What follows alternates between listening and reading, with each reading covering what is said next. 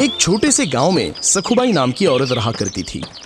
वो बहुत ही गरीब थी, किराए के घर में रहती थी।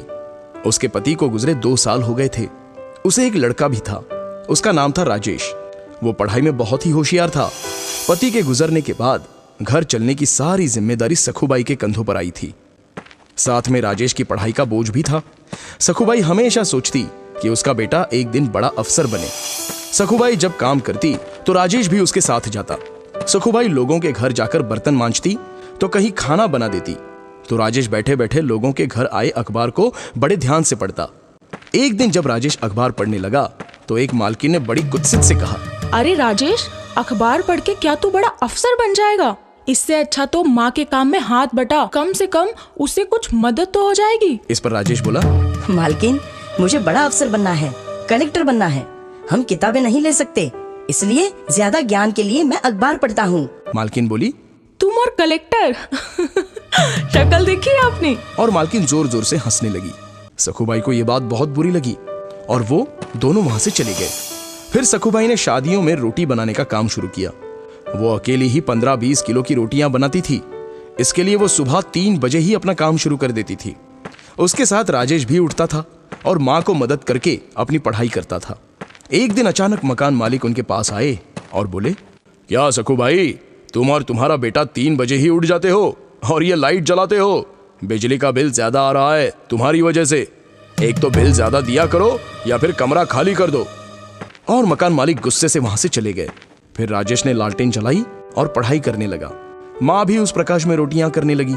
ऐसे ही राजेश ने अगले कुछ साल जी लगाकर पढ़ाई की और क्लास में हमेशा अव्वल आने लगा। राजेश की लगन देखकर अगली पढ़ाई के लिए उसके गुरुजी ने उसे दिल्ली जाने की सलाह दी और खुद खर्चा उठाने की जिम्मेदारी ली। राजेश तो 22 साल का हो गया था। फिर क्या था, राजेश दिल्ली चला गया और वहां खूब पढ़ाई की। वो घंटों लाइब्रेरी में किताबें पढ़ता रहता। फिर एक दिन जब एग्जाम का टाइम आया, जाते जाते किसी गाड़ी वाले ने उसे ठोक दिया। राजेश जमीन पर गिर गया। उसके सिर और बाएं हाथ को चोट आई। अब वो सोचने लगा, मेरे बाएं हाथ में चोट लग गई है और सिर से खून भी बह रहा है। इस हालत में अस्पताल जाऊं या एग्जाम देने? अगर अस्पताल गया तो मेरा ये पूरा साल बर्बाद हो जाएगा और मेरे लिए मुमकिन नहीं है ये। फिर दिल्ली में रहने का मेरा खर्चा भी कौन उठाएगा? मेरे सिर्फ बाएं हाथ पर चोट लगी है, पर दायां हाथ तो अभी अच्छा है। मैं इस हाथ से एग्जाम दूंगा। और फिर राजेश वहां से सीधा परीक्षा केंद्र गया और परीक्षा दी। परीक्षा देने के बाद राजेश अस्पताल में भर्ती हुआ और इलाज करवाया। राजेश ने अस्पताल में भी पढ़ाई जारी रखी और इंटरव्यू अटेंड किया। फिर कुछ दिन के लिए राजेश माँ के पास गांव वापस चला गया। कुछ दिनों बाद रिजल्ट के दिन माँ ने अखबार खरीद कर लाया और राजेश को परिणाम देखने को कहा। राजेश ने रिजल्ट देखा तो उसने जोर से चीख निकाली, माँ, मैं पास हो गया, तुम्हारा बेटा अफसर बन गया, मैं कलेक्टर बन गया हूं माँ। ये सुनते ही माँ की आंखों से आंसू आ गए और वो दोनों रोने लगे। तो दोस्तों, क्या समझे इस कहानी से कि हमें हमेशा अपना लक्ष्य प्राप्त करने के लिए मेहनत करनी चाहिए। दुनिया चाहे हम पर हंसे या मजाक उड़ाए, लेकिन हमेशा अपने लक्ष्य का पीछा करना चाहिए। कामयाबी जरूर मिलती है। एक बार की बात है, काशीपुर नाम के एक गांव में जगन नाम का एक भिखारी अपनी बेटी गौरी के साथ रहता था। गौरी की मां का गांव में फैली महामारी के कारण देहांत हो गया था और जगन को ठीक से दिखाई नहीं देता। इसी वजह से उसे कहीं काम नहीं मिलता और मजबूरन उसे पेट पालने के लिए अपनी बेटी गौरी के साथ भीख मांगना पड़ता। लेकिन गौरी को भीख मांगना पसंद नहीं था। वो पढ़ना लिखना चाहती थी।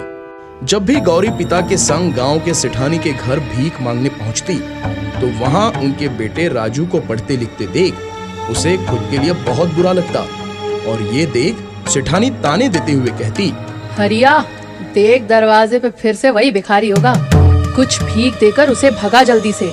गांव में एक भी अस्पताल नहीं है और अगर इन मनहूसों की महामारी मेरे बेटे राजू को लग गई तो मैं क्या करूंगी?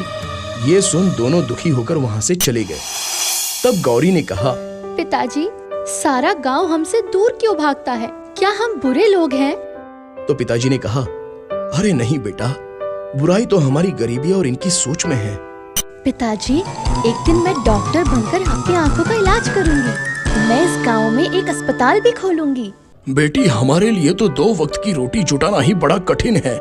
ये सब तो बड़े लोगों के सपने हैं। काश मैं तुम्हारे लिए कुछ कर पाता। तभी एक औरत ने गौरी को पास बुलाया और कहा, अरे ओ गौरी, अगर तुम हमारा टॉयलेट साफ कर दोगी तो मैं तुम्हें कुछ रुपए भीख दूंगी।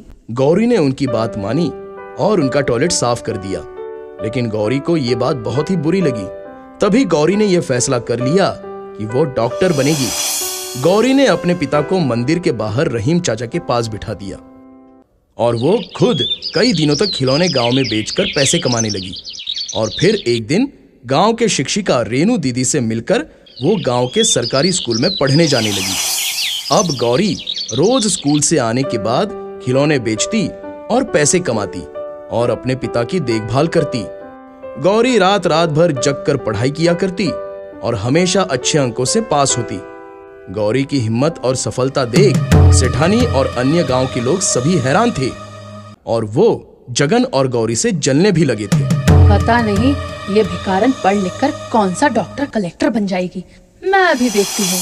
गौरी हर साल अच्छे अंकों से पास होती और शिक्षिका रेनू भी गौरी की पढ़ाई में खूब मदद करती। धीरे धीरे समय गुजरता गया और गौरी बड़ी होती गई। उसने अपनी मेहनत और लगन से अपनी स्कूल की पढ़ाई पूरी की और आगे डॉक्टर की पढ़ाई पढ़ने के लिए कॉलेज में दाखिले के लिए इम्तिहान दिया और इम्तिहान में टॉप भी किया। ये खबर सुनकर गौरी के पिता और शिक्षिका रेनू दोनों बहुत खुश हुए। पिताजी, डॉक्टरी के पढ़ाई के लिए मुझे स्कॉलरशिप भी मिला है। लेकिन अब गौरी को अपने पिता को छोड़कर डॉक्टर की पढ़ाई के लिए शहर जाना था। वो उदास हो गई। तब रेनू ने कहा, गौरी, तू फिक्र मत कर, यहाँ सब मैं संभाल लूंगी। तू बस शहर जा और जल्दी ही डॉक्टर बनकर आना। गौरी पढ़ाई के लिए शहर चली गई। गुजरते समय के साथ वो अपने सपने की तरफ तेजी से कामयाबी के साथ बढ़ रही थी।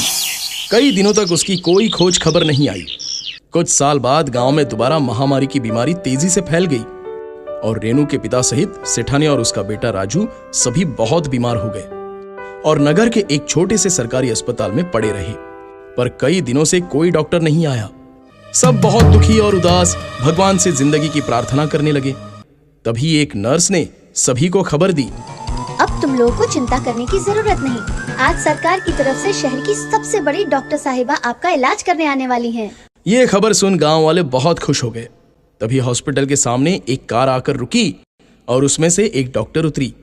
नगर सरपंच ने उन्हें माला पहनाकर उनका स्वागत किया। जब वो अस्पताल के अंदर आई तो उसे देख सभी हैरान रह गए, क्योंकि वो डॉक्टर कोई और नहीं बल्कि वही भिखारन लड़की गौरी थी। गौरी ने अपने पिता के पैर छूकर उनका आशीर्वाद लिया और फिर उसने सभी गांव वालों का इलाज करना शुरू किया। गौरी के इलाज से ही कुछ दिनों में सभी ठीक हो गए। गौरी ने अपने पिता की आंखों का ऑपरेशन करवाकर उनकी रोशनी भी वापस लाई। गौरी की मेहनत, लगन और सफलता की वजह से एक बार फिर सारा गांव महामारी से पूरी तरह मुक्त हो गया और सेठानी सहित बाकी गांव वालों को अपनी गलती का एहसास हो गया। वो सभी गौरी को फूल मालाओं का हार पहनाकर उसके नाम का जय जयकार करने लगे और ये देख गौरी के पिता का सीना गर्व से चौड़ा हो गया। तो बच्चों, इस कहानी से हमें ये सीख मिलती है कि अगर गौरी की तरह मेहनत, लगन और दृढ़ निश्चय से किसी काम को किया जाए तो उसमें हमें कामयाबी जरूर मिलती है। एक गांव में विमला नाम की एक गरीब औरत अपने बेटे रोशन और बहू गौरी के साथ रहती थी। विमला के पति का देहांत हो गया था, जिससे सारी जिम्मेदारी उसके बेटे रोशन पर आ गई थी। लेकिन गांव में रोशन को कोई काम न मिलने के कारण गरीबी और बेरोजगारी से उसकी मुसीबतें बढ़ती चली गईं। विमला की बहू गौरी बहुत ही स्वार्थी और लालची स्वभाव की थी। एक दिन उसने अपने पति से कहा, अजी सुनिए, अब यहाँ कुछ नहीं रखा है, हमें शहर चले जाना चाहिए, तभी हमारे हालात सुधर पाएंगे, वरना हमें भूखा ही मरना पड़ेगा। तब रोशन बोला, पर माँ तो यहाँ अकेली कैसे? तो गौरी बोली, ओहो, आप माँ की चिंता मत कीजिए, जब आपको नौकरी मिल जाएगी तब हम माँ को पैसे भेज दिया करेंगे। रोशन अपनी माँ को अकेला छोड़ पत्नी गौरी के साथ शहर चला गया। कई महीने बीत जाने के बाद भी उसकी कोई खबर नहीं आई। बेटे और बहू के शहर चले जाने के बाद विमला पेट पालने के लिए दर दर भटकने लगी और भीख मांगकर अपना गुजारा करने को मजबूर हो गई। वो हमेशा अपने बेटे का लौट कर आने का इंतजार करती, पर उनकी न तो कोई खबर आई और न ही उनकी तरफ से कोई पैसा। विमला मंदिरों और रेलवे स्टेशन में भीख मांगने लगी, पर उसे ज्यादा पैसे नहीं मिलते। और कई दिन उसे भूखा ही सोना पड़ता। विमला की आवाज बहुत ही सुरीली थी और उसे गाने का शौक भी था, इसलिए उसने गाना गाकर भीख मांगना शुरू कर दिया, जिससे बाद में धीरे धीरे लोग विमला का गाना सुनने के लिए इकट्ठा होने लगे। जिंदगी प्यार का गीत है, इसे हर दिल को गाना पड़ेगा। जिंदगी गम का सागर भी है, हंस के उस पार जाना पड़ेगा। विमला के गाने से लोगों का अच्छा मनोरंजन होता और विमला को भीख में थोड़े अच्छे पैसे मिल जाते थे। अब विमला रेलवे स्टेशन पर ही गाना गाती और उसे 2 वक्त खाने को भी मिल जाता। एक दिन विमला रेलवे स्टेशन पर बैठे गाना गा रही थी। जिंदगी प्यार का गीत है, इसे हर दिल को गाना पड़ेगा। जिंदगी गम का सागर भी है, हंस के उस पार जाना पड़ेगा। तभी वहां एक सज्जन व्यक्ति जिसका नाम था आलोक, वो विमला के पास आया। और आलोक एक फिल्म डायरेक्टर था। वो विमला को इतने सुरीली आवाज में गाते हुए सुनकर हैरान रह गया। वो विमला के पास आकर बोला, माँ जी, मैंने आपका गाना सुना है, आप बहुत ही सुरीली गाती हैं। मैं चाहता हूं कि आप मेरी नई फिल्म में गाना गाए। मुझे आपकी ही तरह एक नए आवाज की तलाश थी। यह सुनकर विमला की आंखों में आंसू आ गए। आलोक विमला को अपने साथ मुंबई शहर ले गया और विमला से अपने फिल्म में गाना भी गवाया और इसके बदले विमला को खूब सारे पैसे मिले। देखते ही देखते विमला का गाया हुआ गाना हर जगह खूब सुनने में आया और पसंद भी किया जाने लगा। वो हर जगह खूब मशहूर हो गई। अब विमला की जिंदगी पूरी तरह से बदल चुकी थी। वो एक भिखारन से मशहूर गायिका बन गई थी। उसे टीवी, न्यूज़पेपर में हर जगह दिखाया जाने लगा। एक दिन जब गौरी ने अपनी सास विमला को टीवी पर देखा तो उसकी आंखें फटी रह गई। उसके मन में पैसे का लालच जाग उठा। उसने तुरंत ही अपने पति रोशन को ये बात बताई और बोली, अजी, ये देखिए माँ जी टीवी पर। अब वो काफी मशहूर और अमीर बन चुकी हैं। कितने साल बीत गए, हम माँ जी से नहीं मिले। अब हमें उनके पास चलना चाहिए। आखिर हमारे सिवा उनका है ही कौन। तब रोशन ने कहा, हाँ, तुम ठीक ही कहती हो।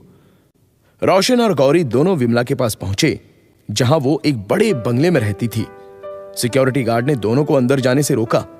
तब विमला ने अपने बेटे की आवाज सुनी और वो फौरन बाहर आई और अपने बेटे को देख विमला की आंखों में आंसू छलक पड़े। उसने फौरन अपने बेटे को गले से लगा लिया और रोती हुई बोली, मेरा बेटा, आज याद आई तुझे अपनी माँ की? मैंने तुझे कितना तलाश किया। अपनी माँ की ऐसी ममता और प्रेम को देखकर रोशन और गौरी दोनों को अपनी गलती का पछतावा हुआ और दोनों ने माफी मांगी। और माँ के लिए अपने बच्चों की खुशी से बढ़कर और कुछ भी नहीं होता है। इसलिए विमला ने दोनों को माफ कर उन्हें गले से लगा लिया। तो बच्चों, माँ की खुशी से बढ़कर दुनिया में और कुछ भी नहीं। इसलिए हमें अपने स्वार्थ को त्याग कर अपने माँ बाप को कभी अकेला और बेसहारा नहीं छोड़ना चाहिए।